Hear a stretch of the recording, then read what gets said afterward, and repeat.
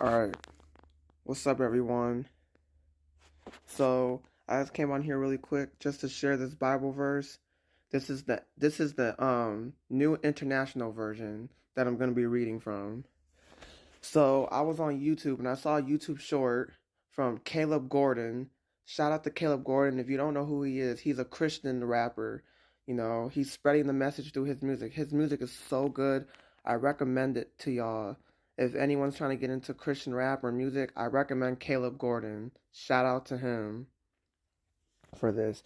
So in his video, in his short, he was explaining, it was Matthew chapter 22 verse 14 or whatever, where Jesus was sending out invitations to people. He was, because people were being called by him, he was sending out invitations, in the parable he was explaining, and people were rejecting his invitation, right?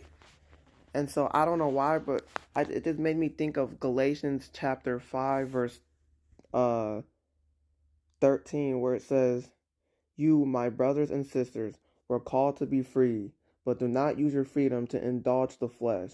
Rather, serve one serve one another humbly in love."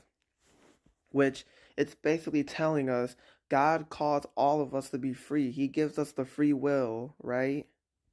And when we choose not to serve him, when we reject him, right? When we reject him, we use that freedom. Most of us are using that freedom to indulge in the desires of the flesh, right? Because in Romans chapter 13, verse 14, it literally says, it says, "Rather, clothe yourself with the Lord Jesus Christ and do not think about how to gratify the desires of the flesh." We need to clothe ourselves with Christ, right? We need to unite ourselves with him and become one with him in spirit. We need to use our freedom that God gives us to walk in the spirit, right? We need to use it to do the things that the spirit is telling us. We need to use our freedom that God gives us to serve him.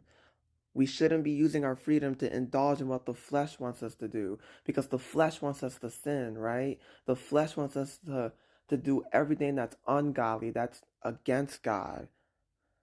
But we should be choosing God. We should be choosing to seek him. Let's use that freedom to seek him, to do what he's telling us, right? Because what does Jesus say? Love your neighbor